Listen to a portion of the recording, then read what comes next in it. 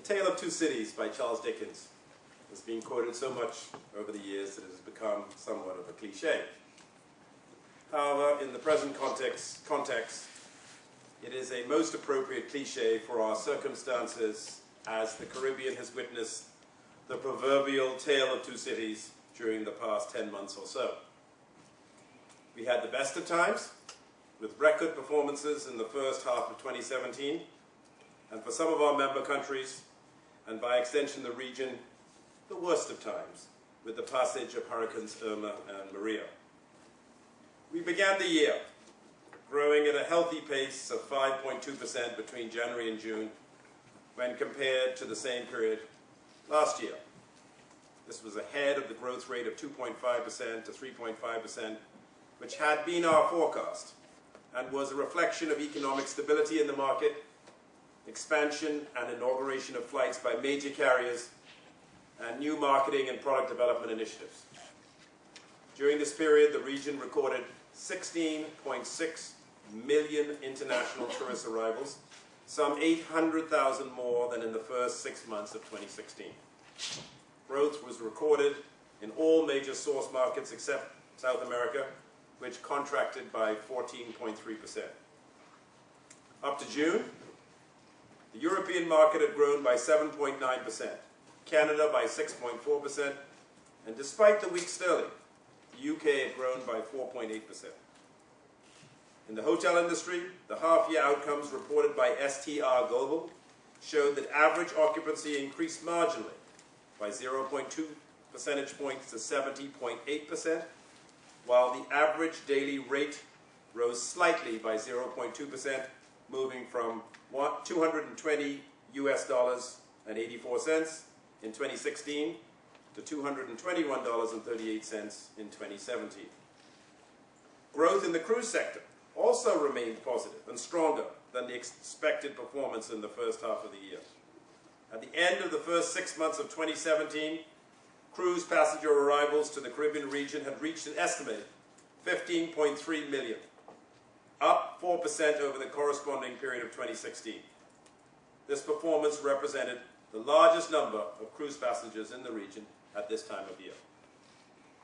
Then came the hurricanes. First Irma, and then Maria, that inflicted such damage on some of our member countries, causing much despair. There has been widespread coverage of the damage caused to these countries and territories, the most serious among them being Anguilla, Barbuda, the British Virgin Islands, Dominica, Puerto Rico, both Dutch and French St. Martin, and the US Virgin Islands. Understandably, this triggered a slowdown, with travel to many of these destinations having been severely impacted. Consequently, we revised our forecast for 2017 to between 1% and 2%, with a similar growth rate projected for next year. This is expected to have a significant economic impact based on predictions by the Caribbean Development Bank. According to the CDB, every 1% reduction in tourist arrivals could cost $137 million US in lost revenue. Our revised forecast is based on a number of factors, including figures provided by CTO's partner, OAG, the air travel data provider based here in the United Kingdom.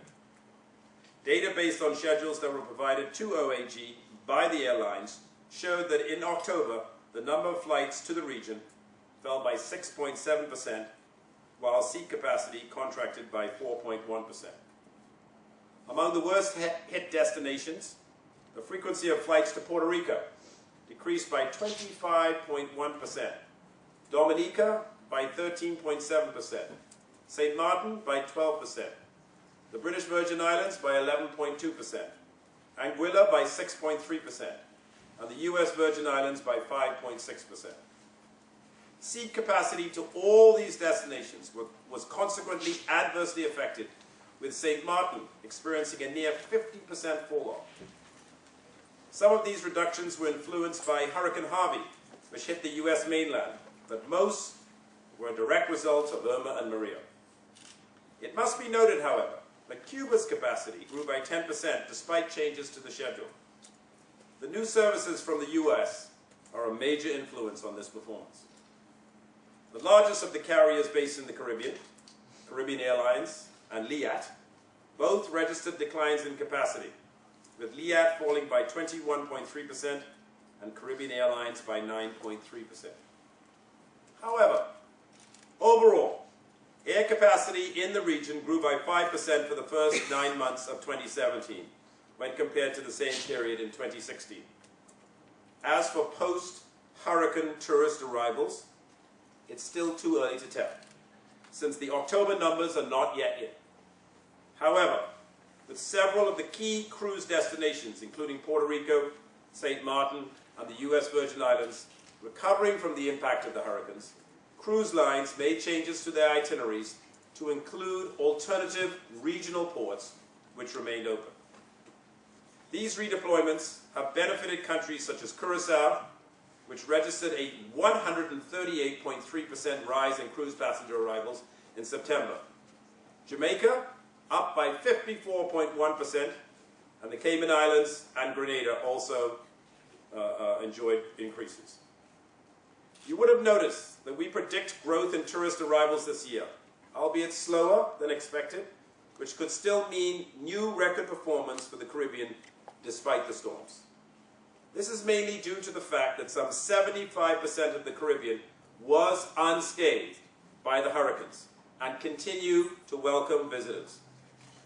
And if we are to return to Dickens, this is prodigious strength in sorrow. There is prodigious strength in sorrow and despair, as a brilliant people rise from this destruction and devastation, with the fighting spirit of the people of the Caribbean ready to rebuild stronger and more sustainably than ever before.